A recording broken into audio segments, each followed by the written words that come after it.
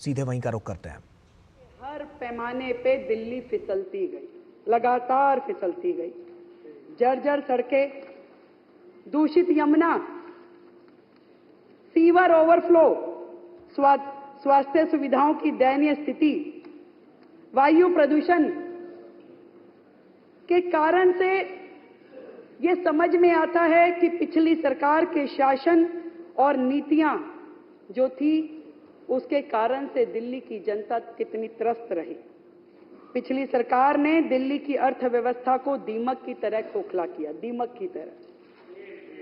और दिल्ली जल बोर्ड घाटे में, डीटीसी घाटे में, दलितों के उत्थान के लिए बनाया गया कॉर्पोरेशन घाटे में, झुग्गी के विकास के लिए काम करने वाला ड्यूसिप पूरी तरह ठप, गंदा पानी, बहता सीवर, ये दिल्ली की पहचान बन चुकी थी।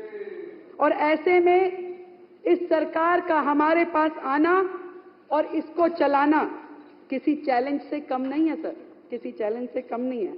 फिर भी मैं इन दो लाइनों के माध्यम से सरकार की मंशा आपको बताना चाहती हूं कि यकीन हो तो कोई रास्ता निकलता है, यकीन हो तो कोई रास्ता निकलता है, हवा की ओट लेकर भी दिया जलता है।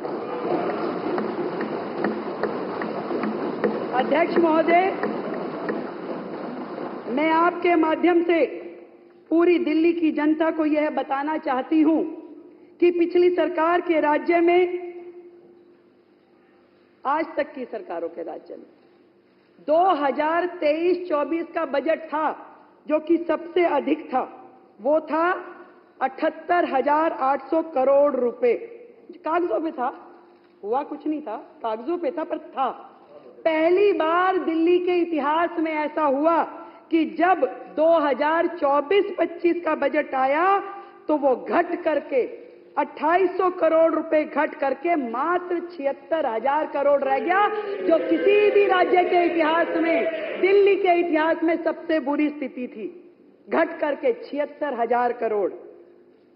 परंतु बड़े गर्व के साथ मैं आज इस सदन के समक्ष बताना चाहती हूं कि इस बार का दिल्ली सरकार का बजट ऐतिहासिक है।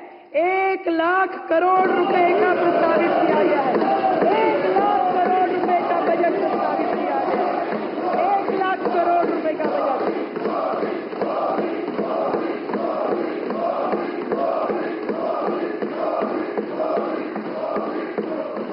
क्योंकि न केवल दिल्ली के इतिहास में बल्कि देश में इतनी तरक्की करने वाला, जो कि 31.5% अधिक है, पिछले साल की तुलना में अभूतपूर्व और ऐतिहासिक बजट है। अध्यक्ष महोदय, जहां साल दर साल बजट बढ़ने की बजाय घटा, जहां जीडीपी की दर पूरे देश की तुलना में कम रही, राष्ट्रीय स्तर की अपेक्षा दिल्ली की प्रति व्यक्ति आय की जो गति पूरे देश में है उससे कम गति से बढ़ी। इससे यह स्पष्ट है कि पिछली सरकार में ना तो क्षमता थी कि वो राजस्व बढ़ा सके और ना ही इच्छा शक्ति थी कि विकास कार्यों पे ईमानदारी से खर्चा कर सके। ये स्थिति थी पिछली सरकारों की। और दिल्ली की वर्तमान स्थिति में यह स्पष्ट दिखाई देता है कि बुनियादी ढांचा और नागरिक सुविधाएं पूरी तरीके से ध्वस्त है, पूरी तरीके से ध्वस्त है। यही नहीं, ये आंकड़े पूरे तरीके से फाइनेंशियल मिसमैनेजमेंट का स्पष्ट परिणाम है, स्पष्ट कि किस तरीके से दिल्ली की जनता को धोखा दिया गया। यहां यह कहना भी उचित होगा कि सरकारी आय इसलिए घटी क्योंकि राजस्व, जो राजस्व सरकार को मिलना चाहिए था, वह शराब माफिया, जल बोर्ड, पीडब्ल्यूडी के ठेकेदारों के माध्यम से पिछली सरकार से जुड़े हुए संबंधित लोगों को मिल रहा था, सरकार के खजाने में नहीं आ रहा था।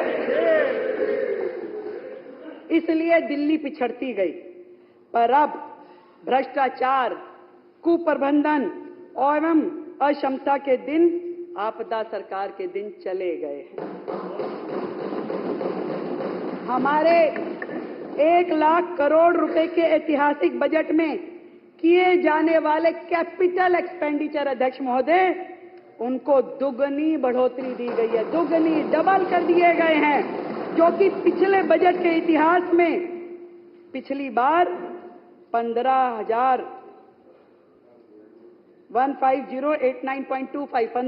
लगभग करोड़ की तुलना में इस बार 28,000 करोड़ रुपए का कैपिटल एक्सपेंडिचर दिया गया है। विकसित दिल्ली के बजट में कैपिटल एक्सपेंडिचर की इस राशि का आवंटन सड़कों, नालियां, सीवर, शिक्षा, स्वास्थ्य के प्रति हमारी प्रतिबद्धता का स्पष्ट प्रमाण है।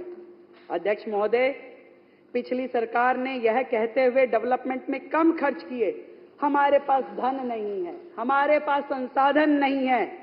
विडंबना यह है कि अगर पिछली सरकार ने दिल्ली में केंद्र सरकार की योजनाओं को मात्र राजनीतिक कारणों से यदि रोका ना होता तो शहर में स्वास्थ्य की, शहरी आवास, पानी, सीवर आदि विकास कार्यों में पैसों की कभी कमी नहीं होती, कभी कमी नहीं होती। राजनीतिक कारणों से हर योजना को रोका गया, परंतु दिल्ली का दुर्भाग्य रहा। अध्यक्ष महोदय, एक उदाहरण मैं प्रस्तुत करना चाहती हूं। सारा विश्व जानता है कि माननीय प्रधानमंत्री नरेंद्र मोदी जी के विजन पर आधारित आयुष्मान भारत योजना पूरे देश में लागू की गई, पूरे देश में लागू की गई। लाखों जरूरतमंद नागरिकों को इसका सीधा फायदा प्राप्त हुआ, सीधा फायदा। परंतु केंद्र के निरंतर अनुरोध करने के बावजूद लगातार कहा गया कि इसे दिल्ली में लागू कीजिए, लागू कीजिए, परंतु दिल्ली में वो लागू नहीं की गई। सिर्फ इसलिए कि तत्कालिक जो मुख्यमंत्री थे वो चाहते थे इस योजना में उनका नाम जोड़ दिया जाए, तब वो लागू करना चाहते थे, उनका नाम जोड़ दिया जाए। और इस जिद का खामियाजा पूरी दिल्ली को भुगतना पड़ा। कितने तकलीफ की बात है, जिन स्वास्थ्य सेवाओं का नाम, केवल नाम के कारण उन्होंने दिल्ली को आयुष्मान भारत से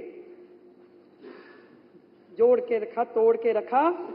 आज इस सदन में मैं बड़े हर्ष के साथ ये बताना चाहती हूं कि सरकार ने जिस दिन अपना कार्यभार लिया, शपथ के तुरंत बाद पहली कैबिनेट की मीटिंग करके आयुष्मान भारत को दिल्ली में लागू करने का निर्णय लिया गया और ये योजना बहुत जल्द अब दिल्ली में लागू हो जाएगी, जिसके माध्यम से दिल्ली के लोगों को प्रधानमंत्री जन आरोग्य योजना, आयुष्मान आरोग्य मंदिर और प्रधानमंत्री आयुष्मान भारत इंफ्रास्ट्रक्चर मिशन जैसी योजनाओं के रूप में बेहतरीन स्वास्थ्य सेवाएं उपलब्ध हो पाएंगी। हमारी सरकार ने किया, अध्यक्ष महोदय, और ये निर्णय भी लिया कि प्रधानमंत्री जन आरोग्य योजना में केंद्र के द्वारा दिए जा रहे 5 लाख रुपए के इंश्योरेंस के साथ साथ दिल्ली सरकार उसमें टॉप अप करके और 5 लाख रुपए का अतिरिक्त इंश्योरेंस दिल्ली के लोगों को देगी।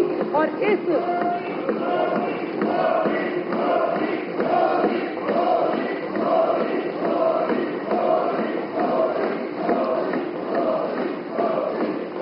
तरीके से दिल्ली की जनता को अब 10 लाख रुपए का इंश्योरेंस मिल पाएगा, और जिसके लिए हमने लगभग 2,144 करोड़ रुपए आवंटित करने का प्रस्ताव किया है। अध्यक्ष महोदय, हमने अपने घोषणा पत्र में दिल्ली के प्रत्येक नागरिक के जीवन को बेहतर बनाने के आशय से 16 संकल्प घोषित किए थे और महिलाओं का सशक्तिकरण माननीय प्रधानमंत्री नरेंद्र मोदी जी के एजेंडा में पहला स्थान रखता है, हमेशा से पहला स्थान रखता है। वही एकमात्र व्यक्ति थे जिन्होंने जब 2014 में सरकार बनी तो लाल किले की दीवार पे वहां खड़े होकर के, जो लोगों के ध्यान में भी नहीं थी समस्या, पूरा का पूरा देश जिस ओपन डेफिकेशन से गुजर रहा था, प्रधानमंत्री जी ने महिला शौचालयों की बात करी और पूरे देश में शौचालय बनाए गए। प्रधानमंत्री जी के इस विजन के साथ, इसी के अनुरूप हमने घोषणा की थी कि दिल्ली की गरीब महिलाओं को प्रति माह 2,500 रुपए उपलब्ध कराए जाएंगे। और मुझे ये बताते हुए अत्यंत खुशी है कि न केवल इस योजना को महिला समृद्धि योजना के तौर पे लागू करने का फैसला 2025-26 में इसके हेड में हमने 5100 करोड़ रुपए का प्रस्तावित प्रावधान किया है। और साथ ही मातृत्व वंदना परियोजना के अंतर्गत, जिसमें 21,000 रुपए गर्भवती महिलाओं को और 6 पोषण किट दी जाएगी, उसमें 210 करोड़ रुपए का प्रावधान किया है। पिछली सरकारों के विपरीत हमारी सरकार की नीतियां गरीबों को गरीब बनाए रखने और मध्यम वर्ग को बदहाल करने वाली नहीं होगी। सर्वे भवन्तु सुखिना, सर्वे सन्तु निरामया। ये भारतीय दर्शन के प्रेरित होकर हमारी सरकार झुग्गी बस्तियों में, अनारक्षित कॉलोनियों में, मध्यम वर्ग, उच्च वर्ग के इलाकों में रहने वाले दिल्ली वासियों की सुख सुविधा और स्वास्थ्य की समुचित व्यवस्थाएं करेगी। अध्यक्ष महोदय, जैसा कि मैंने पहले कहा है, पिछली सरकार के फाइनेंशियल मिसमैनेजमेंट की वजह से पिछले साल के बजट में निर्धारित खर्च की प्रतिबद्धता संसाधनों के अभाव में पूरी नहीं की जा सकी। अतः चालू वित्त वर्ष में आय और राजस्व की स्थिति को देखते हुए वित्त वर्ष 2024-25 के संशोधित बजट के अनुमानों को घटा करके 69,500 करोड़ करने का प्रस्ताव है। इस प्रस्तावित संशोधित बजटीय अनुमानों में 54,706 करोड़ रुपए का आवंटन राजस्व व्यय पर और 14,794 करोड़ रुपए का आवंटन पूंजीगत व्यय के ऊपर किया जाना प्रस्तावित है। 2024-25 के अनुमोदित बजट अनुमानों के में स्थापना और अन्य व्यय के लिए 37,000 करोड़ का प्रावधान किया गया है। संशोधित अनुमानों में इसे घटा करके 36,650 करोड़ रुपए कर दिया गया है। इसी प्रकार योजनाओं, कार्यक्रमों, परियोजनाओं के लिए अनुमोदित 39,000 करोड़ के संशोधित अनुमानों को घटाकर 32,850 करोड़ रुपए किया गया है। महोदय, 2024-25 के दौरान संशोधित अनुमानों में 163 करोड़ रुपए की द्वितीय और अंतिम पूरक अनुदानों की मांग की आवश्यकता होगी। इसलिए पूरक अनुदानों की मांग के अनुमोदन हेतु सदन में मैं अनुरोध करती हूँ। मैं सम्मानित सदन के समक्ष अगले वित्तीय वर्ष का अनुमान प्रस्तुत करती हूँ। मुझे फिर से ये घोषित करते हुए अत्यंत प्रसन्नता हो रही है कि इस वर्ष प्रस्तावित बजट अनुमान बढ़कर 1 लाख करोड़ रुपए का हुआ है और ये वृद्धि माननीय प्रधानमंत्री नरेंद्र मोदी जी के विजन के साथ उनके नेतृत्व में ही संभव हो पाई है। ये बात कहने में आज इस हाउस के माध्यम से मुझे गर्व की अनुभूति हो रही है। वर्ष 2025-26 के प्रस्तावित 1 लाख करोड़ रुपए के बजट की वित्तीय आपूर्ति 68,700 करोड़ रुपए के टैक्स रेवेन्यू से, आप ये मत सोचिए ये पूरा टैक्स रेवेन्यू एक बहुत बड़ा हिस्सा जिसे हम खुद जनरेट करेंगे, टैक्स रेवेन्यू से 750 करोड़ रुपए के नॉन टैक्स रेवेन्यू, 15,000 करोड़ रुपए लघु ऋण से, 1,000 करोड़ रुपए केंद्रीय सड़क निधि से और 4,128 करोड़ रुपए केंद्र पोषित योजनाओं से, 7,348 करोड़ रुपए भारत सरकार के द्वारा सहायता अनुदान से और बाकी राशि ओपनिंग बैलेंस से पूरा किया जाएगा। और इस पूरे के पूरे बजट में 1 लाख करोड़ में 72% जो है वो राजस्व व्यय है, कैपिटल एक्सपेंडिचर है और 28% पूंजीगत व्यय है। ये मैं आपको बताना चाहती हूँ। अध्यक्ष महोदय, इस बजट में हमारी सरकार ने 10 मुख्य बिंदुओं को, फोकस एरिया जिसे हम कहें, 10 फोकस एरिया को मैंने लिया है। पहला, इंफ्रास्ट्रक्चर डेवलपमेंट, क्योंकि हम सब जानते हैं कि पूरी तरीके से दिल्ली को इस प्रकार से हमारे हाथों में सौंपा गया है जहां इंफ्रास्ट्रक्चर है ही नहीं। तो पहला हेड जिसमें बुनियादी सुविधाओं, पानी, बिजली और सड़क का विकास, इसे हमने लिया है। हमारा लक्ष्य है कि इस बजट से इंफ्रास्ट्रक्चर पे केवल बातें नहीं और एक मजबूत नींव दिल्ली में डाली जाएगी जिसमें स्मार्ट इंफ्रा, स्मूथ रोड और सीमलेस कनेक्टिविटी, अब यही होगी दिल्ली की पहचान। अब दिल्ली केवल सिर्फ ट्रैफिक जाम के कारण चर्चा में नहीं रहेगी, बुलेट स्पीड डेवलपमेंट भी इसकी हकीकत होगी। ऐसा बजट हम प्रस्तुत कर रहे हैं। एक समय दिल्ली के मालिक दिल्ली को लंदन बनाने का सपना दिल्ली वासियों को देखा। मैंने बीच में आकर के कुछ बोल जाते हैं। अभी कई दिनों बाद आए, फिर कुछ बोल के गए, बताऊंगी बाद में।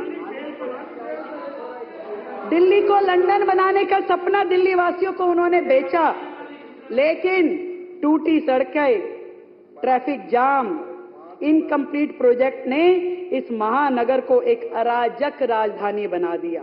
विज्ञापन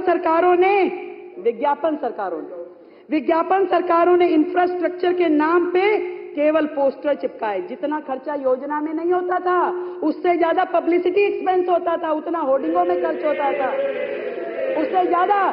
मैं ऐसी अनेक योजनाएं आपको बता सकती हूं कि योजना के मद में कुछ नहीं था, पर होर्डिंग का पूरा खर्चा था, अखबारों में पूरी ऐड थी, देश भर में थी। ऐसी सरकार जिसने धरातल पे विकास को ठप कर दिया। प्रधानमंत्री नरेंद्र मोदी जी की दूरदृष्टि से प्रेरित होकर यह बजट दिल्ली को आधुनिक, सुरक्षित और हाई टेक इंफ्रास्ट्रक्चर से सुसज्जित करने वाला बजट है। दिल्ली अब traffic free expressway, seamline connectivity, elevated corridors और स्मार्ट सर्वेलेंस सिस्टम्स के एक नए युग में प्रवेश करेगी। यह बजट मात्र संख्याओं का जोड़ घटाव नहीं है, बल्कि विकास का संकल्प पत्र है, जो दिल्ली को ग्लोबल इंफ्रास्ट्रक्चर हब की दिशा में एक ऐतिहासिक कदम बढ़ाने वाला है। यह बजट वो है। प्रधानमंत्री जी कहते हैं, we must invest in infrastructure today for better tomorrow. आज बेहतर कल के लिए हमें आज सुदृढ़ आधारभूत ढांचे में निवेश करना चाहिए। प्रधानमंत्री जी कहते हैं, वो कहते हैं कि better infrastructure is about connecting dreams and accelerating progress.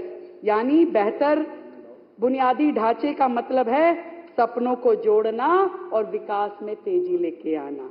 प्रधानमंत्री जी के दिखाए हुए इस रास्ते पे चलते हुए मैं अध्यक्ष महोदय आपके माध्यम से इस सदन को सूचित करना चाहती हूं कि सड़क परिवहन राजमार्ग मंत्रालय भारत सरकार के द्वारा और शहरी विकास मंत्रालय के आदि के तहत उपलब्ध धनराशि के माध्यम से इंफ्रास्ट्रक्चर के प्रोजेक्ट को लॉन्च करके केंद्र सरकार के सहयोग से एनसीआर क्षेत्र के साथ दिल्ली की कनेक्टिविटी में सुधार के लिए 1000 करोड़ रुपए आवंटित करने का प्रस्ताव है।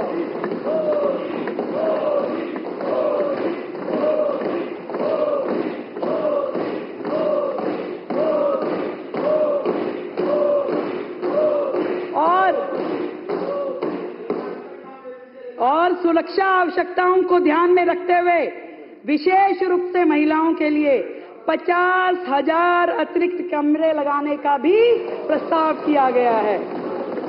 दिल्ली में सड़क और पुल इंफ्रास्ट्रक्चर के सुधार के लिए 3,843 करोड़ रुपए की राशि आवंटित की गई है। 3,843 करोड़ रुपए की योजना विभाग के अंतर्गत एक नई योजना शुरू करने का प्रस्ताव किया गया है और उसमें भी मुख्यमंत्री विकास निधि के रूप में 1400 करोड़ रुपए के बजट का प्रावधान किया गया है। जो पहले की सरकारों में खर्च नहीं होता था, पड़ा रहता था, वो आपको छोड़ो अपने विधायकों को भी नहीं देते थे, उनकी भी प्रोजेक्ट फाइलें लटकी रहती थी। आप चिंता मत करिए, सबको काम करने के लिए फंड मिलेगा, सबको मिलेगा, चिंता मत कीजिए, सबको मिलेगा। 2025-26 में राष्ट्रीय राजधानी क्षेत्र दिल्ली के विकास के लक्ष्यों को प्राप्त करने के लिए इंफ्रास्ट्रक्चर प्रोजेक्ट के लिए केंद्र सरकार से वित्त पोषित परियोजनाओं के लिए योजना विभाग के तहत 1000 करोड़ रुपए का प्रस्ताव किया जा रहा है।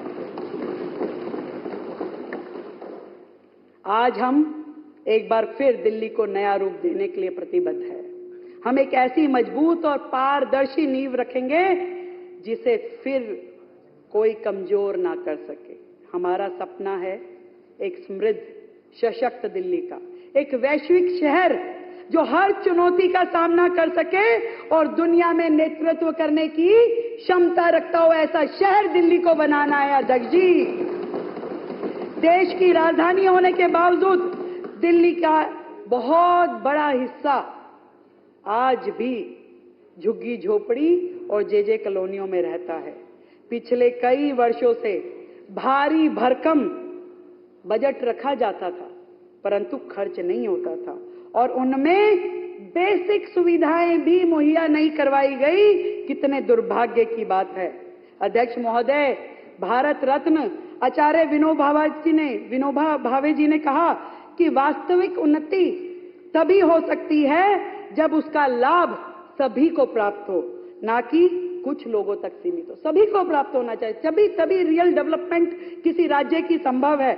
और इसलिए झुग्गी झोपड़ी और जेजे कॉलोनियों में बुनियादी सुविधाएं मुहैया करवाने के लिए सरकार की ये सबसे बड़ी प्राथमिकता है। हम झुग्गी झोपड़ी और जेजे कॉलोनियों के विकास के लिए ड्यूसिप को 696 करोड़ रुपए आवंटित करने जा रहे हैं। 696 करोड़ रुपए। आज भी झुग्गी के लोग गंदे टॉयलेट ब्लॉक इस्तेमाल करने के लिए मजबूर हैं। आज भी वहां बहन बेटियों के नहाने के लिए स्नान घर नहीं है। आज भी उनके बच्चों को खेलने के लिए कोई झूले नहीं है। आज भी वहां नालियां खड़ंजे बुरी तरीके से टूटे हुए हैं। ये लोग केवल वोट लेने के लिए वहां जाते हैं, उनको डराते हैं भाजपा आएगी झुग्गी तोड़ देगी।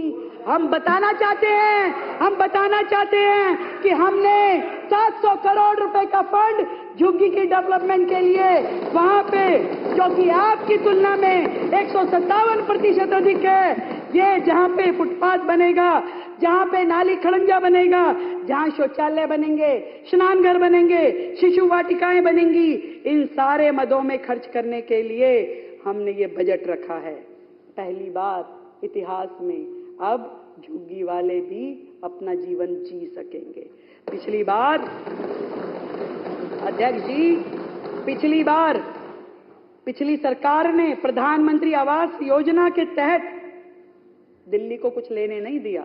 क्योंकि वो प्रधानमंत्री आवास योजना थी तो दिल्ली वालों को उसके निमित्त किसी को लाभ नहीं लेने दिया। अब हमारी जो ये सरकार है, इस योजना को हम स्वीकार करेंगे ताकि हमारे शहरी गरीबों को इसका लाभ मिल सके। और इस योजना के तहत हमने 20 करोड़ रुपए का आवंटन प्रस्तावित किया है। इसी तरीके से हमने विधायक निधि में 350 करोड़ रुपए का प्रावधान किया। इन्होंने दिल्ली की ऐसी हालत नहीं छोड़ी, पर हमने प्रावधान पूरा किया। किसी विधायक को बजट की कमी ना हो, कागजों पे नहीं, पूरा मिलेगा। आपका तो केवल कागजों पे रहा, पूरा विधायकों को विधायक निधि पूरी दी जाएगी। ऐसा मैं आपके माध्यम से अपनी पूरे विधायकों को विश्वास दिलाती हूं।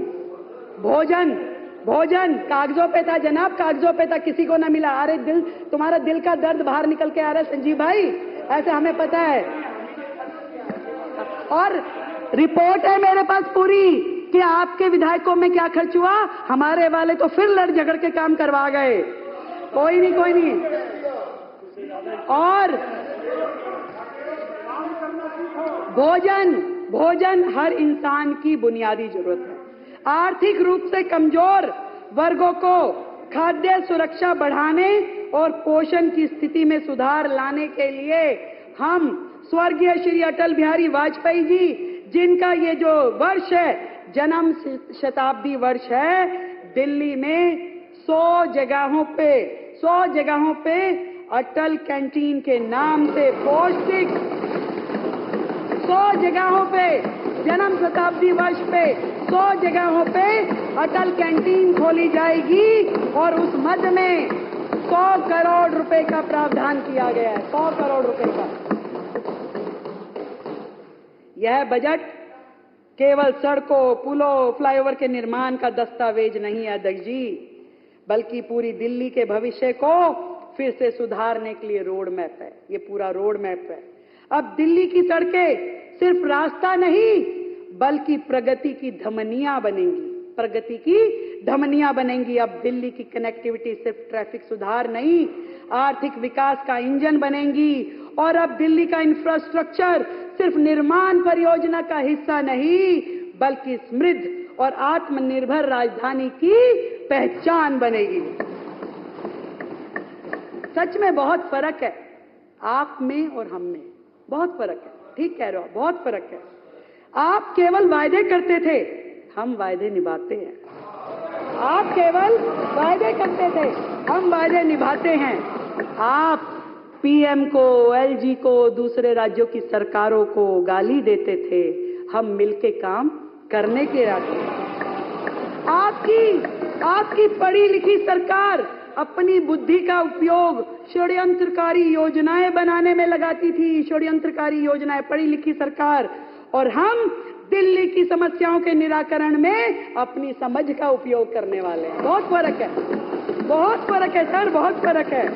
आपने अपने लिए शीश महल बनवाया, हम गरीबों के घर बनवाएंगे।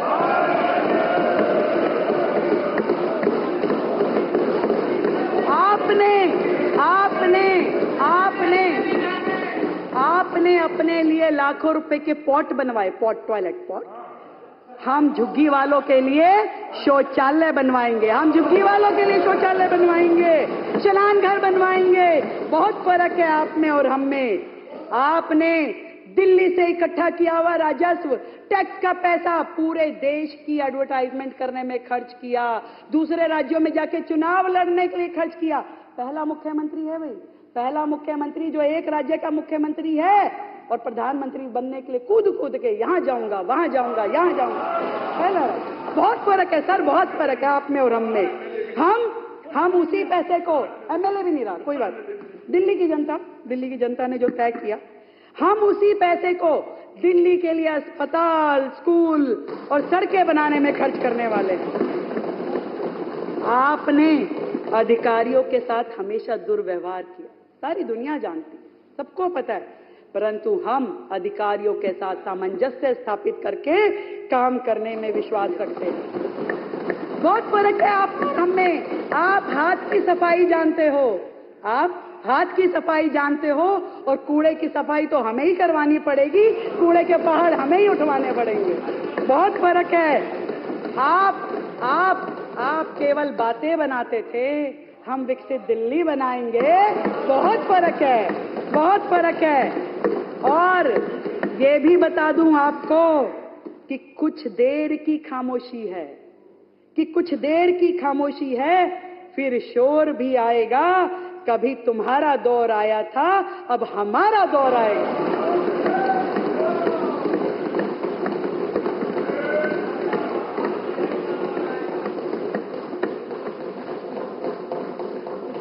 दूसरा सेक्टर जो मैं सोचती हूं वो इंडस्ट्रियल डेवलपमेंट और इन्वेस्टमेंट प्रमोशंस का है। उद्योग और निवेश जो कि समृद्धि का रास्ता है अध्यक्ष जी, प्रगति का आधार है। और जहां उद्योग फूलते फलते हैं अध्यक्ष जी, वही समाज आगे बढ़ता है। जहां निवेश आता है तो ना केवल अर्थव्यवस्था मजबूत होती है, बल्कि रोजगार के नए द्वार भी खुलते हैं। अध्यक्ष जी, दिल्ली जो कभी व्यापार, संस्कृति, औद्योगिक गतिविधियों का केंद्र हुआ करती थी, बीते वर्षों में अव्यवस्था, लाल फीताशाही और कुप्रबंधन की वजह से औद्योगिक विकास की दौड़ में दिल्ली पिछड़ती जा रही है।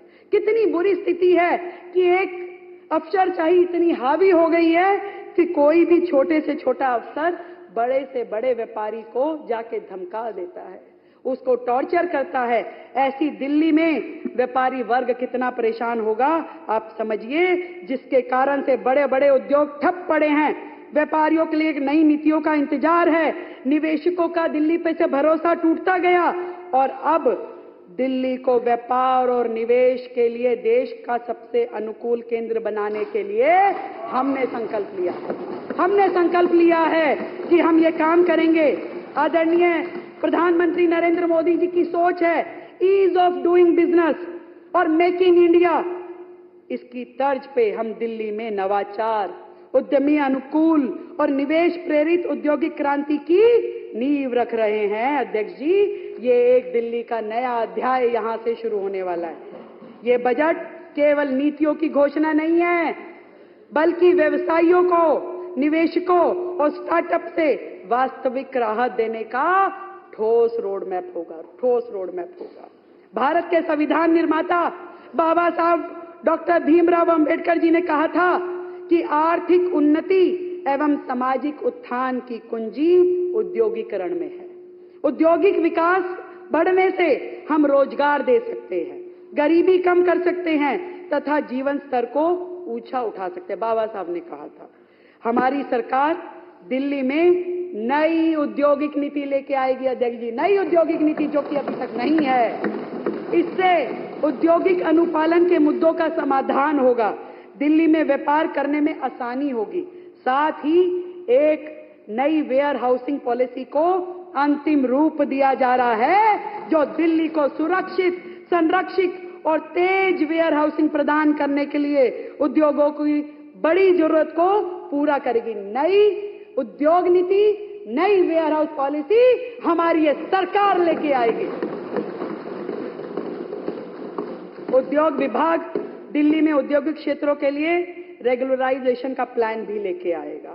साथ ही सिंगल विंडो सिस्टम लाया जाएगा जिससे ईज ऑफ डूइंग बिजनेस को गति मिले। अध्यक्ष जी, शहरी कार्य मंत्रालय डीडीए के साथ परामर्श करते हुए लीज्ड इंडस्ट्रियल प्रॉपर्टीज जो हैं उनको फ्री होल्ड भी किया जाएगा।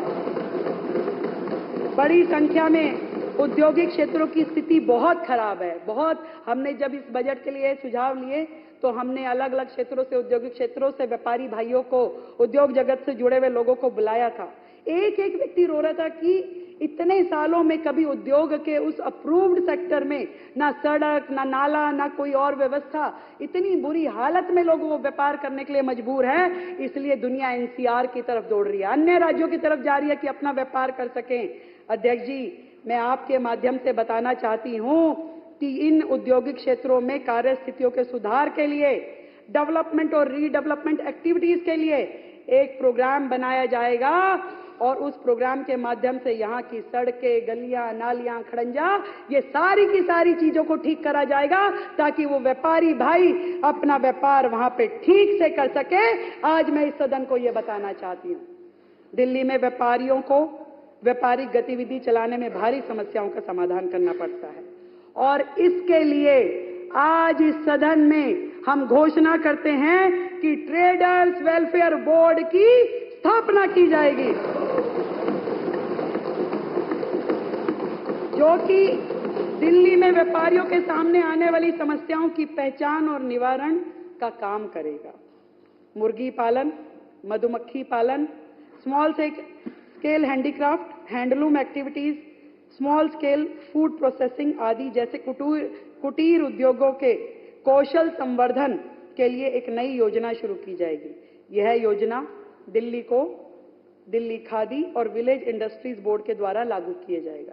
ये उद्योग अक्सर छोटे पैमानों पर विनिर्माण कार्य करते हैं जो स्थानीय संसाधनों और कौशल का उपयोग करते हैं, हस्त निर्मित सामान बनाते हैं और स्थानीय रोजगार और आर्थिक विकास में योगदान देते हैं। 2025-26 के दौरान इस योजना में हमने 50 करोड़ रुपए का बजट रखा है। दिल्ली में विभिन्न प्रकार के निवेशकों के लिए अपार अवसर है, विशेष रूप से आईटी, बैंकिंग, पर्यटन, डेटा स्टोरेज, इलेक्ट्रॉनिक्स आदि में। और इस अवसर का लाभ उठाने के लिए इस वर्ष एक नई ग्लोबल इन्वेस्टमेंट समिट जो कि आज तक दिल्ली में नहीं हुई, राज्यों में होती है, हर राज्य करता है, पहली बार दिल्ली में ग्लोबल इन्वेस्टमेंट समिट का आयोजन किया जाएगा। अध्यक्ष जी,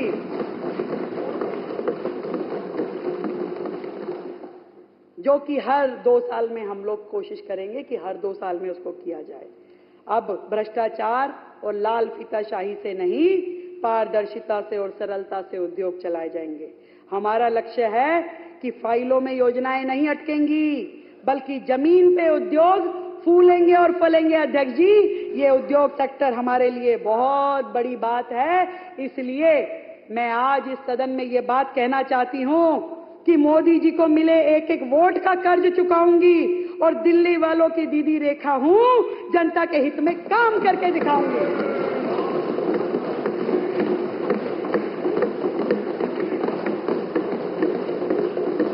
ऐसी से बात है भाई।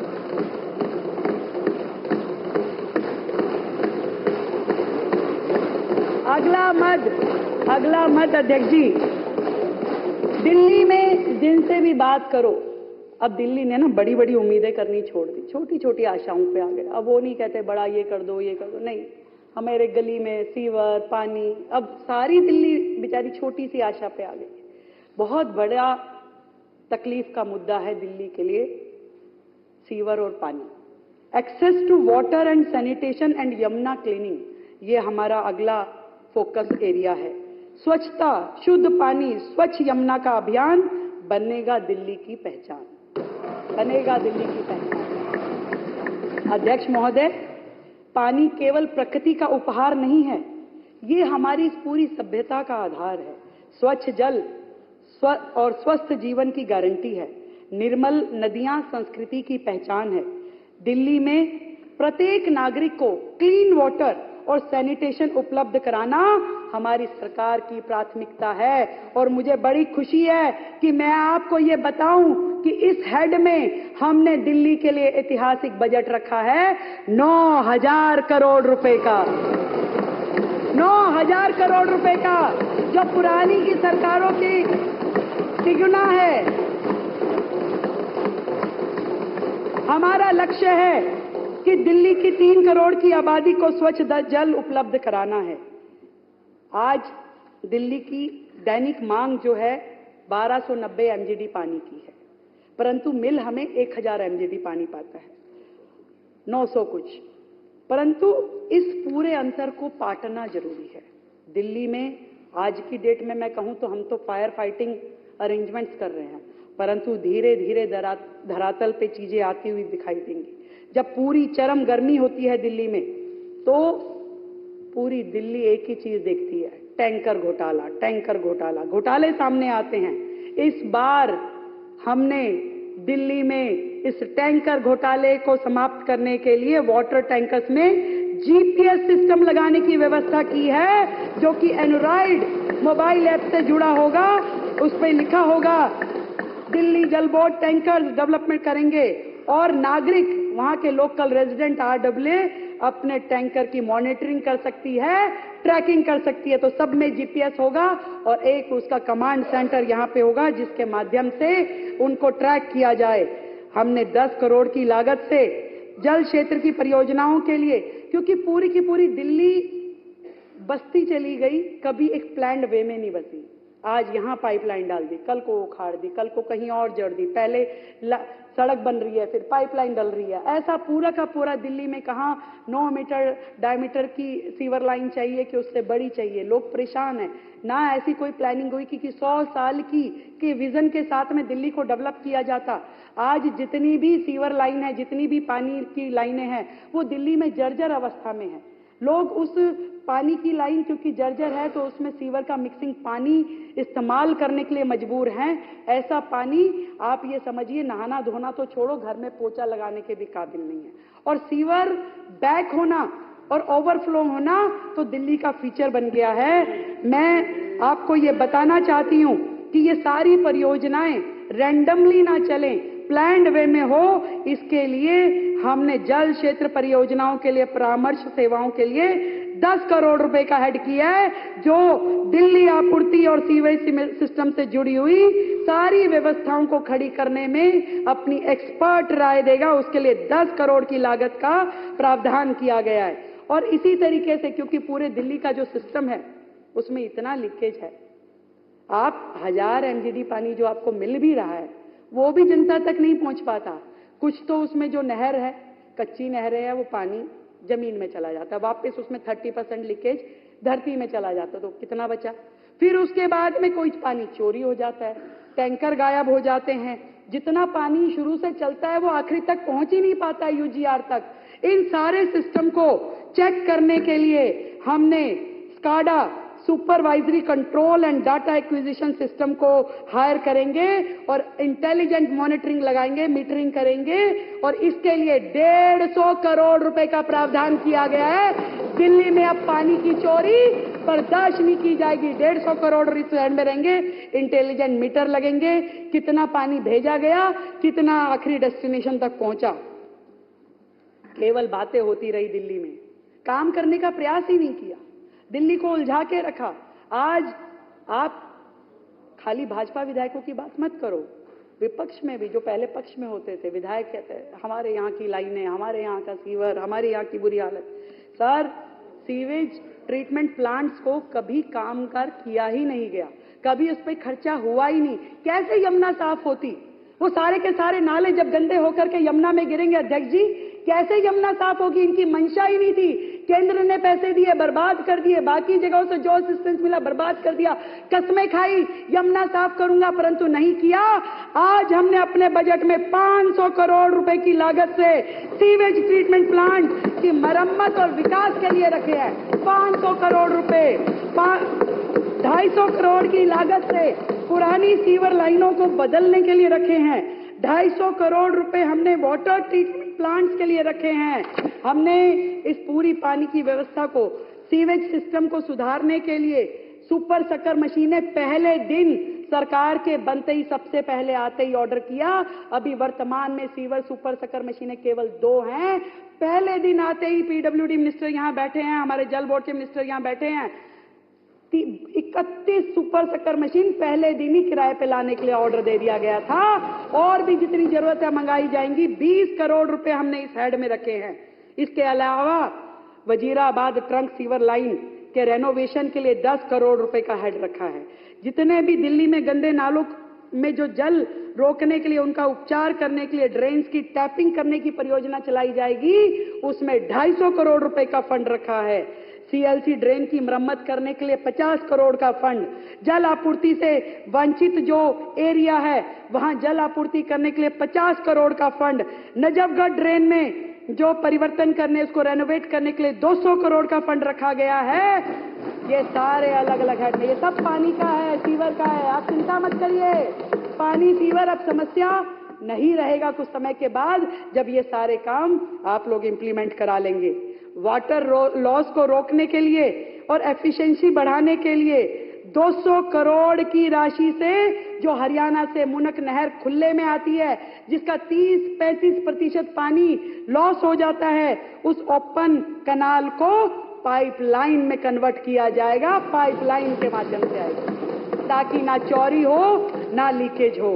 ये काम, ये 9,000 करोड़ के काम बता रही हूं अध्यक्ष जी मैं। जल संकट से निपटने के लिए हमने 100 करोड़ की लागत से नए बोरवेल और रेनी वेल्स को स्थापित करेंगे।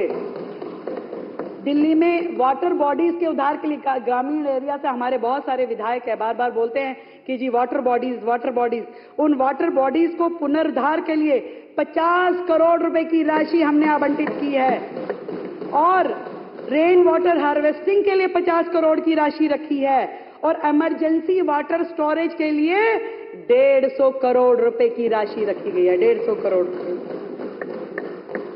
पहले सरकारें पड़ोसी राज्यों को कोसती रहती थी, लड़ती रहती थी, ये है। हम अपनी सरकार के माध्यम से पड़ोसी राज्यों से भी बात करेंगे जो ये गैप पानी का है, इसमें हमें वो मदद करें। और उन सब के लिए हमने इसीलिए इमरजेंसी वाटर स्टोरेज का जो प्लानिंग है उसको किया है, ताकि वो पानी दे तो उनको लाने की व्यवस्था बन जाए। अध्यक्ष महोदय, जिस दिन दिल्ली चुनाव का परिणाम आया था, उसी दिन प्रधानमंत्री जी ने घोषणा की थी कि संकल्प पत्र में यमुना जी को साफ करने का वायदा दिल्ली सरकार के लिए सबसे पहली प्राथमिकता होगी। यमुना को साफ करना हमारी पहली प्राथमिकता है। दिल्ली जो कभी यमुना के निर्मल जल से संचित होती थी, आज जल संकट, सीवेज के बहाव और प्रदूषित जलाशयों से जूझ रही है। सारे सीवेज जब आपके नाले वहां जाके गिरेंगे और आपका कोई प्रयास ही नहीं होगा यमुना को साफ करने का, तो यमुना साफ होगी कैसे? केवल झूठे वायदे, झूठी कस्में पिछली सरकारों ने खाई और पिछली सरकारों की उदासीनता ने दिल्ली की ना तो प्यास बुझाई, ना जल संकट को समाधान किया और यमुना जी को भी नाले के रूप में बना दिया गया। परंतु भारतीय जनता पार्टी की दिल्ली की सरकार प्रधानमंत्री श्री नरेंद्र मोदी जी के साबरमती रिवर फ्रंट और नमामि गंगे जैसे ऐतिहासिक पहलों से प्रेरित होकर हम दिल्ली के जल प्रबंधन को आधुनिक, वैज्ञानिक और सतत विकास के साथ जोड़ करके बनाने के लिए प्रतिबद्ध हैं और यमुना की सफाई के लिए प्रतिबद्ध है। यमुना केवल एक नदी नहीं है, हमारे लिए एक नदी नहीं है, बल्कि ये हमारी सांस्कृतिक और ऐतिहासिक धरोहर है, हमारी धरोहर है, हमारी मां है, आराध्य है। यमुना की सफाई हमारे घोषणा पत्र का एक महत्वपूर्ण अंग है और इस बजट की भी मुख्य प्राथमिकताओं में से एक है। यमुना भारतीय सभ्यता के ताने बाने में बहती हुई जीवन रेखा है, हम सबके लिए जीवन रेखा है, लेकिन दुर्भाग्य है कि पिछली सरकार इसे स्वच्छ करने में विफल रही। हमारी सरकार निर्णायक कदम उठाएगी और लगातार यमुना जी को निर्मल और स्वच्छ बनाए जाने की दिशा में काम करेंगे। इसके लिए हमने 500 करोड़ रुपए की लागत से 40 डिसेंट्रलाइज्ड सीवेज प्लांट ताकि कोई भी गंदा नाला यमुना जी में ना गिरे, इसके लिए हमने 500 करोड़ रुपए की अलग से व्यवस्था की है ताकि वो सीवेज का पानी उसी जगह पे ट्रीट कर दिया जाए और यमुना में जो पानी जाए वो साफ पानी जाए। अध्यक्ष जी, इसके लिए हमने अलग से 500 करोड़ की व्यवस्था की है। अभी जितने भी मौजूदा एसटीपीज हैं उनको अपग्रेड करना भी हमारा संकल्प है। सीवेज ट्रीटमेंट की ऑपरेशनल कैपेसिटी को हमें सुधारना होगा। आज की डेट में जितने भी हमारे सेंटर्स हैं सब अपनी ऑप्टिमम उस पे चल रहे हैं, एफिशिएंसी पे चल रहे हैं। हमने 40 करोड़ रुपए की लागत से मॉडर्न मशीनरी खरीदने के लिए भी बजट का प्रावधान किया है और इसके अलावा दिल्ली के वाटर और सीवेज इंफ्रास्ट्रक्चर को इंटरनेशनल स्टैंडर्ड्स के साथ जोड़ने के लिए भारत की राजधानी दिल्ली में काम किया जाएगा और भारत सरकार से इस मद में हमने 2000 करोड़ की फाइनेंशियल असिस्टेंस मांगी है। सरकार हमेशा से देने के लिए तैयार थी और दिया भी है, कभी इन लोगों ने उसका लाभ ही नहीं उठाया, करना ही नहीं चाहा तो कैसे होता। पर डबल इंजन की सरकार अब जनता को दिखाई देगी कि किस प्रकार से काम कर रही है। इन सभी माध्यमों से दिल्ली वासियों के लिए clean drinking water, sewage management, clean Yamuna का वादा जो हमारा है वो भविष्य को जल संकट से मुक्त करने की हमारी कमिटमेंट है। काम मुश्किल जरूर है, वर्षों से उपेक्षित दिल्ली को राह पे लाना इतना आसान नहीं होगा, ये बात हम सबकी समझ में आती है। पर मैं इस सदन को ये बताना चाहती हूँ, इस दिल्ली वासियों को ये बताना चाहती हूँ कि लहरों से डर के नौका पार नहीं होती और कोशिश करने वालों की कभी हार नहीं होती। अगर ईमानदारी से कोशिश की होती तो शायद आप लोग भी कर लेते, परंतु ईमानदारी से कोशिश की ही नहीं गई। परंतु अब सरकार इस काम को करेगी। मैं चौथे मद पे आती हूं जो कि हेल्थ और एजुकेशन फॉर ऑल, शिक्षा गुणवत्ता पूर्वक हो, स्वास्थ्य का विस्तार हो और दिल्ली का भविष्य का ये आधार हो, शिक्षा और स्वास्थ्य। इन दोनों फील्ड में बहुत काम करने की जरूरत है अध्यक्ष महोदय। स्वास्थ्य और शिक्षा किसी भी राष्ट्र की सबसे महत्वपूर्ण नींव होती है, लेकिन बीते वर्षों में दिल्ली के लोग ना तो बेहतर इलाज पा सके ना बेहतर शिक्षा। एजुकेशन मॉडल की बड़ी बड़ी बातें करने वाले, सच्चाई विपरीत ही दिशा में गई। अस्पतालों की लंबी कतारें, जांच के लिए महीनों का इंतजार और स्कूलों में गिरता स्तर, उस बदहाल व्यवस्था की तस्वीर थी जो वादे और दिखावों में उलझी रही। केवल वादे और दिखावे और कुछ नहीं। और दिल्ली की स्वास्थ्य सेवा को बदहाल करके विश्व स्वास्थ्य संगठन के अनुसार मैं बताना चाहती हूं कि WHO के अनुसार 1000 की आबादी पे 5 अस्पतालों में 5 बेड उपलब्ध होने चाहिए। 1000 की आबादी पे कि 5 तो हों कम से कम।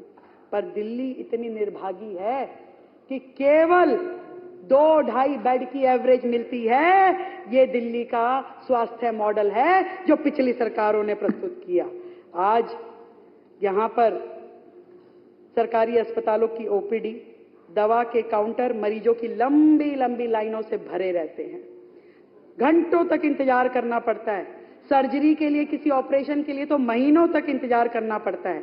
इसका कारण है कि दिल्ली सरकार के अस्पताल डॉक्टर, नर्सिंग, पैरामेडिकल स्टाफ की भारी कमी से जूझ रहे हैं। एक एक एमडी के पास में, एक एक एमएस के पास में 4-4, 5-5 अस्पताल है। अरे कोई एक अस्पताल देखने के लिए सक्षम नहीं है, इन्होंने 5-5 अस्पताल एक एक आदमी को दे रखे हैं। वो खुद आके बोल के गए, खुद आकर के सारे एमएस बोल गए कि मैम हमें एक अस्पताल दे दो जिससे हम ढंग से कर पाए। 5-5 छोड़े हुए, तनख्वाह तो वही है, कैसे करेंगे, टाइम वही है, शरीर वही है। और इन्होंने नहीं, ताकि ज्यादा लोगों के हाथ में ना रहे, सारा सिस्टम इनके हाथ में रहे और ये जो कुछ मर्जी करते रहें। तो ऐसे में साथ ही अस्पतालों में अल्ट्रासाउंड, सीटी स्कैन, एमआरआई, बाकी जितनी रेडियोलॉजी की जितनी सुविधाएं हैं सबका अभाव है। मैं जीटीबी अस्पताल में गई, वहां के डॉक्टरों ने कहा कि मैडम यहाँ जो एमआरआई की मशीन है वो 15 साल पुरानी है, जबकि 10 साल में मशीनें एक्सपायर हो जाती हैं। बताइए, उस मशीन पे बड़े बड़े अस्पताल काम कर रहे हैं, बड़े बड़े अस्पताल काम कर रहे हैं। बेसिक छोटी छोटी फैसिलिटी भी इन अस्पतालों में नहीं है। ऐसी स्थिति में ये लोग हमें सरकार दे करके गए हैं। और 24 अस्पतालों की कहानी तो पूरा देश जान गया धीरे धीरे। ऐसे 24 प्रोजेक्ट जो इन्होंने शुरू किए, करोड़ों करोड़ रुपए खर्च कर दिए और आज भी ऐसी स्थिति में है, न सर न पैर। इनकी पढ़ी लिखी सरकार के मंत्री, स्वास्थ्य मंत्री जी जाते हैं, दौरा करते हैं और दौरा करके वहां खड़े होकर कहते हैं 5 मंजिल इसको 7 कर दिया जाए। 2 अस्पतालों में उन्होंने ऐसा किया, बनी हुई बिल्डिंग में 2 फ्लोर और बढ़ा दी जाए। ऐसा आदेश देने वाले पढ़े लिखे लोग आप ही की सरकार में हो सकते हैं, हम समझ सकते हैं। 7 प्रोजेक्ट ऐसे हैं, 7 प्रोजेक्ट ऐसे हैं जो कि आनन फानन में बना दिए गए, 2000 करोड़ रुपए खर्च कर दिए गए, पर आज उसकी यूटिलिटी जीरो है, जीरो, क्योंकि उसमें किसी भी प्रकार का कोई स्ट्रक्चर ही नहीं है अस्पताल से जुड़ा हुआ। केवल पोटा केबिन, केवल फ्लोर वाइज लोहे की फ्लोरिंग कर दी गई है। आज चाहकर भी वहां अस्पताल नहीं खोल सकते। आज तो उसको बनाना तो दूर, उसको हटाने के पैसे देने पड़ेंगे। और ये वो सरकार है जिन्होंने ठेकेदारों को 100-100 करोड़ रुपए की पेनल्टी सरकार से दी है। ठेकेदारों को 100-100 करोड़ रुपए की पेनल्टी। इन्होंने ऐसा स्वास्थ्य की पूरी व्यवस्थाएं करके छोड़ी है। तो उन 24 अस्पतालों की परियोजनाओं में से हम कोशिश कर रहे हैं कि कम से कम 10 से 13 अस्पतालों को इस बार हम अपने उसमें लेके आए, उसका काम करवाएं। और उसके लिए हमने बड़ा हेड क्रिएट किया 1000 करोड़ रुपए का। 1000। हमारी सरकार का लक्ष्य है कि दिल्ली के हर नागरिक को, अमीर हो या गरीब, युवा हो या बुजुर्ग, महिला हो या पुरुष, सभी को सुलभ, सस्ती और उच्च गुणवत्ता वाली स्वास्थ्य सेवाएं मिले। और इस लक्ष्य को हम अपने स्वास्थ्य बुनियादी ढांचे को मजबूत करके ही पा पाएंगे। इसलिए हमने स्वास्थ्य को मजबूत करने की दिशा में बड़े प्रयास किए हैं और इन स्वास्थ्य सेवाओं को निश्चित करने के लिए जो पॉलिसीज का लेके आने हैं, उन सारी पॉलिसीज को लेके जाएगा और पूरे के पूरे सिस्टम को हम लोग मॉडर्नाइज करके उस सिस्टम के साथ जोड़ेंगे ताकि हर पेशेंट का रिकॉर्ड हमारे पास रहे। अब कागजों में धांधलेबाजी नहीं चलेगी कि पेशेंट जो होगा, जितना इलाज होगा, जितनी दवाइयां दी जाएगी, पेमेंट केवल उतनी होगी। कागजों पे ये जो भ्रष्टाचार करते थे उसको पूरी तरीके से रोका जाएगा। और बजट 2025-26 के प्रस्तावों में प्राथमिक स्वास्थ्य सेवाओं के विस्तार के लिए, बुनियादी ढांचे को मजबूत करने के लिए, डिजिटल स्वास्थ्य को बढ़ावा देने के लिए वो सारे काम किए जाएंगे। अध्यक्ष जी, मैं बात कर रही थी आयुष्मान योजना की भी। इस बार 400 हेल्थ वेलनेस सेंटर और आयुष्मान आरोग्य मंदिर की स्थापना के साथ बेहतर प्राथमिक स्वास्थ्य सुविधाएं सुनिश्चित करने के लिए स्वास्थ्य और वेलनेस सेंटर, आयुष्मान आरोग्य मंदिर का विस्तार करने के लिए 320 करोड़ रुपए की लागत का प्रस्तावित व्यय है। साथ ही पीएम अभीम योजना के लिए, जिसके अंतर्गत क्रिटिकल केयर ब्लॉक और जो डायग्नोसिस सेंटर है उसको मजबूत किया जाएगा, उसमें 1600 करोड़ और 1666 करोड़ रुपए का व्यय प्रस्तावित किया गया है। इसके अलावा हमारी सरकार पीएमजेएवाई के तहत वित्तीय सुरक्षा की कवरेज देने के लिए 147 करोड़ रुपए का आवंटन हमने तय किया है। स्वास्थ्य सेवाओं को डिजिटल बनाने के लिए आयुष्मान भारत डिजिटल मिशन के लिए हमने 10 करोड़ रुपए का आवंटन प्रस्तुत किया है। हम बेहतर अकाउंटेबिलिटी के लिए हेल्थ रेगुलेशन को अपडेट करने की दिशा में तेजी से काम कर रहे हैं। ऑल्टरनेटिव हेल्थ केयर की दिशा में काम करते हुए हम दिल्ली राज्य आयुष सोसाइटी का भी क्रियान्वयन करने वाले हैं। बजट में पूंजीगत परियोजनाओं के लिए 3,421 करोड़ रुपए का हमने प्रावधान किया है, जो कि पूरे टोटल बजट को मैं बताऊं तो 6,874 करोड़ रुपए की योजना और उसका जो मद है वो प्रस्तावित है 6,874 करोड़ रुपए। अब बात करते हैं शिक्षा की। 2013 से पहले पिछली सरकार ने दिल्ली में शिक्षा को शासन की प्राथमिकता बनाने की बात कही थी, लेकिन किया बिल्कुल उल्टा। शिक्षा के नाम पे दिल्ली को गुमराह किया गया। शिक्षा की नीतियों ने बच्चों के भविष्य को वंचित कर दिया। अनगिनत छात्रों को फेल कर दिया गया। क्या करते थे? जो बच्चा 9वीं में फेल हो जाए उसको आगे ही नहीं बढ़ने देते थे। जो बच्चा 11वीं में फेल हो जाए उसको आगे नहीं बढ़ने देते थे, उसको ओपन स्कूल भेज देते थे। और रिपोर्टों के अनुसार हर साल 9वीं और 11वीं में 1.5 लाख से अधिक बच्चों को हर साल सरकार फेल करती रही है। हर साल कमजोर बच्चे का हाथ पकड़ने की बजाय, उसको सुविधा देने की बजाय, उस पर अधिक ध्यान देने की बजाय सरकार उनको मिटाती गई, हटाती गई कि हटिए आप, दूर भागिए। हमें तो केवल वो बच्चे चाहिए जो बस पास हो जाए, ताकि हम ये दिखा दें कि हमारा रिजल्ट कितना बड़ा है। ऐसे सिस्टम में सुधारात्मक कार्यक्रमों के लिए हम सबको प्रयास करना होगा। जिन बच्चों के कंधों पे भविष्य में दिल्ली को बनाने की जिम्मेदारी थी, आज उन्हें पिछली सरकार की भ्रष्ट नीतियों ने लाचार कर दिया, उनके भविष्य को अंधकार में धकेल दिया। अध्यक्ष महोदय, स्वामी विवेकानंद जी ने कहा है, यदि गरीब छात्र शिक्षा के लिए नहीं पहुंच सकता, यदि गरीब छात्र शिक्षा के लिए नहीं पहुंच सकता, तो शिक्षा उसके पास पहुंचनी चाहिए। शिक्षा उसके पास पहुंचनी चाहिए। और हमारी प्राथमिकता है कि बच्चों को, हर बच्चे को अच्छी और सुगम शिक्षा मिले और उसके घर के नजदीक मिले। सभी बच्चों को उनकी आर्थिक पृष्ठभूमि से परे गुणवत्तापूर्ण शिक्षा सुनिश्चित करना है। इसके लिए हमने वर्ष 2025-26 में नए सीएम श्री स्कूल खोलने की घोषणा की है। यह स्कूल नेशनल एजुकेशन पॉलिसी से जुड़े होंगे, जिसका पूर्ण अनुपालना वहां की जाएगी। इसमें national curriculum framework for school education 2023 भी लागू किया जाएगा। ये स्कूल पीएम श्री स्कूलों की तर्ज पे खोले जाएंगे। इस योजना के लिए हमने वर्ष 2025-26 में 100 करोड़ रुपए का प्रावधान किया है, 100 करोड़ रुपए का। साथ ही थक गए क्या भाई? नहीं ना?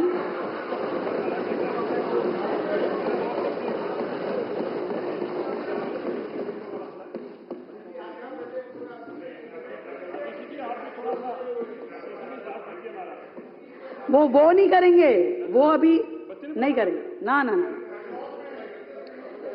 मैं बता रही थी कि हमारी सरकार ने पंडित मदन मोहन मालवीय विद्या शक्ति मिशन की शुरुआत करने जा रही है सरकार, जिसके अंतर्गत हम जेई, नीट, क्लैट, सीए, इस तरह की जितनी परीक्षाएं हैं, इन सब की तैयारी के लिए छात्रों को प्रोफेशनल मार्गदर्शन देंगे और सभी को देंगे। वो योजना पंडित मदन मोहन मालवीय जी विद्या शक्ति मिशन के नाम से शुरू हुआ और राष्ट्रीय शिक्षा नीति 2020 के अनुच्छेद 4 के अनुरूप बनाया गया है इस योजना को। इस योजना में हमने 21 करोड़ रुपए की बजट राशि रखी है, 21 करोड़ रुपए। राष्ट्रीय शिक्षा नीति 2020 के अनुरूप इस विजन के तहत राष्ट्र नीति नाम से कार्यक्रम शुरू किया जाएगा, जिसके लिए हमने 1.5 करोड़ रुपए का प्रोविजन रखा है, जिसका ध्येय होगा कि स्टूडेंट्स को हम शासन, लोकतंत्र, सक्रिय नागरिकता, नीति निर्माण का व्यवहारिक ज्ञान दे, ताकि वहां से वो जो युवा निकले वो देश का ऐसा नागरिक बन के निकले जो देश के विकास में अपने आप को जोड़ सके। इसमें युवा संसद, मंत्री और प्रशासनिक अधिकारियों के साथ सीधा संवाद, डिजिटल शासन, भारत के ग्रामीण और दूर दराज के इलाकों का वर्चुअल दौरा और सामुदायिक जुड़ाव भी शामिल होगा अध्यक्ष जी, जिससे यह सुनिश्चित होगा कि छात्र जिम्मेदार, जागरूक और सक्रिय नागरिक बन के निकले। इस योजना के लिए हमने एक जो है 1.5 करोड़ रुपए का प्रावधान किया है। दिल्ली के 100 सरकारी स्कूलों में हमने भाषा लैंग्वेज लैब खोलने का ऐलान कर रहे हैं, जिसमें डॉक्टर APJ अब्दुल कलाम जी के नाम से प्रयोगशालाएं खोली जाएंगी, जहां आधुनिक तकनीक और आर्टिफिशियल इंटेलिजेंस का उपयोग करके अंग्रेजी, Hindi, Sanskrit, French, German, Spanish ऐसी सारी भाषाओं को सिखाया जाएगा और उसमें 21 करोड़ रुपए का प्रावधान रखा गया है। 21 करोड़ रुपए। अध्यक्ष जी, जीवन जीना भी एक कला है और इस कला को बचपन से ही अपने अंदर हमें लेना पड़ेगा। इस विषय का महत्व समझते हुए हमने साइंस ऑफ लिविंग कार्यक्रम शुरू किया है और उस साइंस ऑफ लिविंग में बच्चों को मेडिटेशन, योगा, इस प्रकार की अन्य एक्टिविटियों से जोड़ा जाएगा और इस मद में हमने 1.5 करोड़ रुपए का बजट रखा। अध्यक्ष जी, शिक्षा का ढोल पीटने वाली पिछली सरकारें, जब मैंने उनका मौका मुआयना किया, रिपोर्टें मंगवाई, वर्षों पुराने कंप्यूटर कुछ स्कूलों में पड़े हैं जो आज आउटडेट हो चुके हैं। बात कहते हैं कंप्यूटर की। किसी स्कूल में एक वो खोल दिया आपने, स्मार्ट क्लास बना दी, एक बोर्ड लगा दिया, आपने उसको कह दिया स्कूल ही स्मार्ट स्कूल हो गया, परंतु हालत इसके विपरीत है। हमने उन चीजों की कमी को दूर करने के लिए CBSE के मापदंडों के अनुसार सरकारी स्कूलों में 175 नई कंप्यूटर लैब बनाने के लिए 50 करोड़ रुपए का फंड आवंटन किया है। 50 करोड़ रुपए का फंड नई कंप्यूटर लैब बनाने के लिए। और इसके अलावा स्मार्ट क्लासेस बनाने के लिए अध्यक्ष जी, स्मार्ट क्लासेस बनाने के लिए 100 करोड़ रुपए का फंड रखा गया है। हमारा टारगेट है कि चरणबद्ध तरीके से 7,000 क्लासेस को कम से कम हम कंप्यूटराइज करें, इसमें स्मार्ट क्लासेस उसमें दें और ये एक लेवल ऐसा आए कि हर क्लास में स्मार्ट क्लास कह सके हम। अध्यक्ष जी, शिक्षा शैक्षणिक उत्कृष्टता को प्रोत्साहित करने के लिए हमने बच्चों को निःशुल्क लैपटॉप देने का बात अपने संकल्प पत्र में भी कही और उस दिशा में इस बार हम 1200 बच्चे जो 10वीं पास करके 11वीं में जाएंगे उनको लैपटॉप देंगे और उस मद में हमने 7.5 करोड़ की राशि रखी है।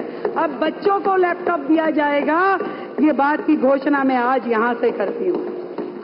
एक और नया प्रोजेक्ट नीव, new era of entrepreneur ecosystem and vision, ये कार्यक्रम शुरू किया जाएगा।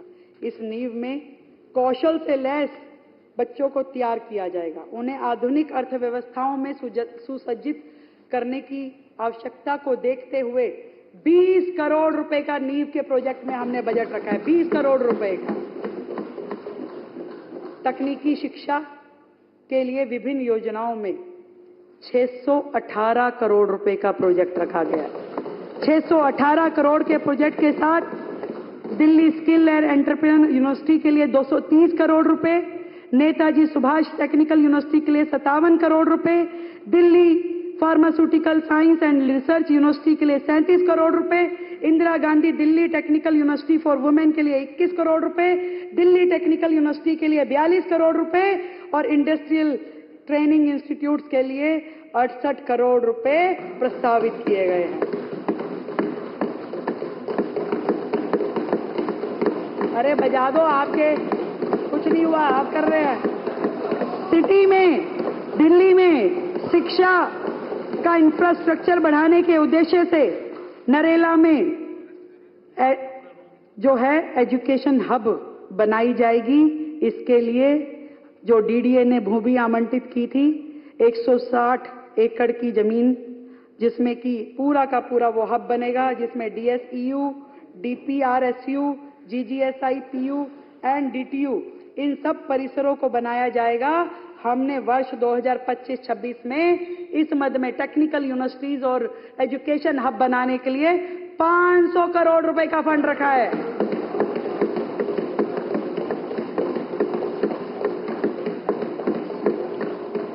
इसमें स्पोर्ट्स यूनिवर्सिटी भी है। स्पोर्ट्स यूनिवर्सिटी जो घेवरा मोड़ पे है, उसके लिए भी हमने फंड रखा है। आईटीआई पूसा परिसर के पुनर्विकास, आईटीआई शादरा परिसर के निर्माण का प्रस्ताव, आईटीआई पूसा परिसर के पुनर्विकास और अतिरिक्त भवन के निर्माण के लिए 20 करोड़ रुपए का बजट प्रस्तावित है। प्रस्ताव किया गया है कि अधिक से अधिक कुशल लेकिन असंगठित क्षेत्र में कार्यरत श्रमिकों की पहचान की जाए, उन्हें मानकीकृत प्रमाणन प्रक्रिया और अल्पकालिक पाठ्यक्रमों के माध्यम से औपचारिक और संगठित क्षेत्र में लाया जाए, जो विभिन्न विश्वविद्यालयों संस्थानों के माध्यम से संचालित किए जाएं। इससे उनकी बाजार उद्योग में रोजगार प्राप्त करने की क्षमता भी बढ़ेगी और वो अन्य स्थानों पर भी जुड़ पाएंगे। युवाओं में स्टार्टअप को बढ़ावा देने के लिए हमने अलग अलग सेंटर खोल करके उनको फाइनेंशियल असिस्टेंस देने के लिए भी पूरा प्रावधान किया है।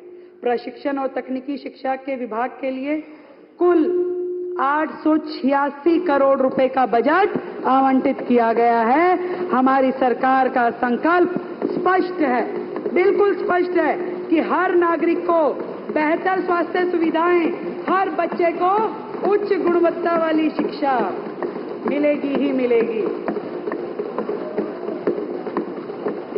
अध्यक्ष जी, मैं कहना चाहूंगी, जन जन के सपने और संकल्प करेंगे साकार। जन जन के सपने और संकल्प करेंगे साकार। दिल्ली वासियों के भरोसे पे खरी उतरेगी हमारी सरकार।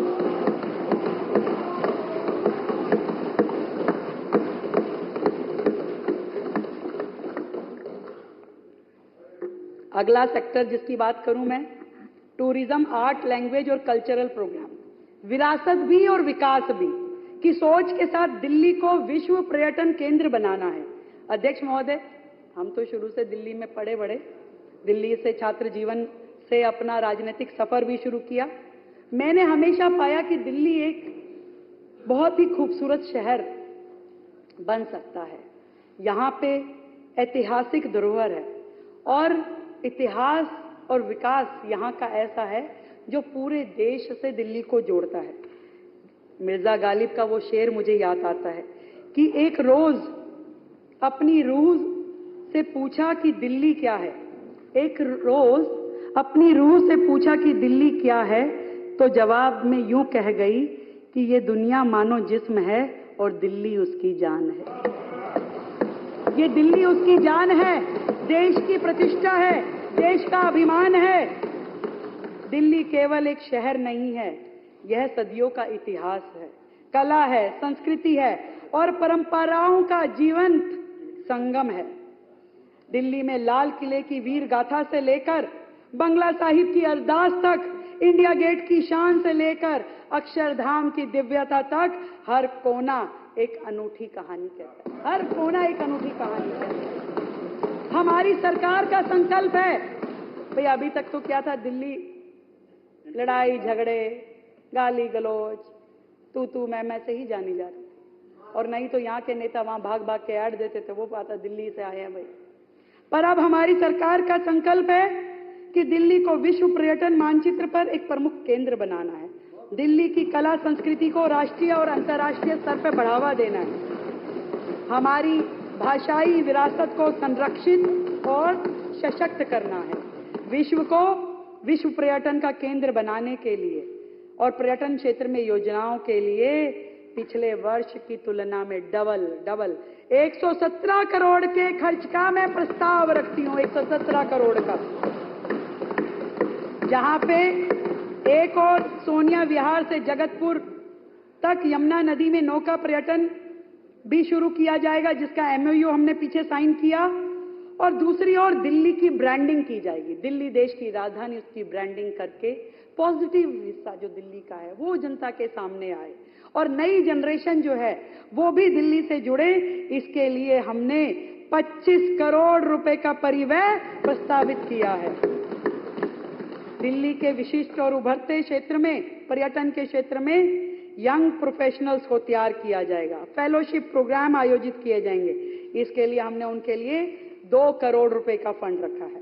दिल्ली में अंतर्राष्ट्रीय स्तर के फिल्म महोत्सव आयोजित किया जाए। कभी नहीं हुआ दिल्ली में, कभी नहीं हुआ, पर दिल्ली में ये सब हो ताकि दिल्ली में टूरिज्म भी बढ़े। देखो, टूरिज्म तो मैं तो सोचती हूँ कि शिक्षा का टूरिज्म, हेल्थ का टूरिज्म और दिल्ली का अपना ये टूरिज्म सब बढ़ना चाहिए।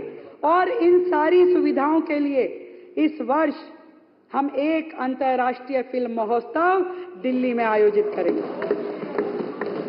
दिल्ली में आयोजित होगा पहली बार, ताकि दिल्ली को फिल्म गंतव्य के रूप में, सांस्कृतिक रूप में समृद्ध और प्रचारित और प्रसारित किया जा सके। और इस उद्देश्य से हमने 30 करोड़ रुपए का फंड दिल्ली के लिए यहां पे रखा है। हम दिल्ली में वार मेमोरियल, कर्तव्य पथ, प्रधानमंत्री संग्रहालय, नया संसद भवन, अमृत उद्यान, ऐसी अनेक, यशोभूमि, भारत मंडपम, इतनी चीजें जो दिल्ली में नई बनी हैं, उन सबको भी इस पर्यटन सर्किट में विकसित करके शामिल करें। देखें तो सही देश कि दिल्ली में कहां तक विकास हुआ है।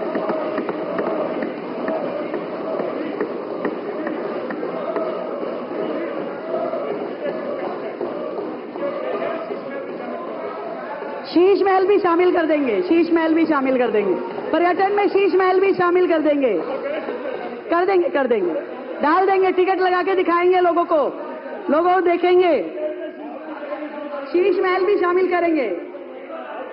एक नई टैलेंट हंट स्कीम शुरुआत, आपने सही पहचाना, उदास से डालेंगे, शीश महल को डालेंगे जी। एक नई टैलेंट हंट स्कीम शुरू की जाएगी, जिसका मुख्य उद्देश्य छिपी हुई प्रतिभाओं को पहचानना, उन्हें मंच प्रदान करना, रचनात्मकता को प्रोत्साहित करना, सांस्कृतिक विरासत को बढ़ावा देना और कलाकारों को सशक्त बनाना। ऐसे नई टैलेंट हंट स्कीम शुरू की जाएगी। इसके अलावा यह योजना दिल्ली के कलाकारों को लक्षित करेगी, जिसमें संगीत, नृत्य, कला, चित्रकला, प्रदर्शन, ये सारे के सारे क्षेत्रों में छात्र, युवा, पेशेवर और स्वयं सीखे हुए कलाकारों को शामिल करेंगे। इस हेड में हमने 5 करोड़ रुपए का प्रस्ताव शामिल किया। तो दिल्ली विधानसभा से ये सीधा प्रसारण, जहां दिल्ली की मुख्यमंत्री रेखा गुप्ता दिल्ली विधानसभा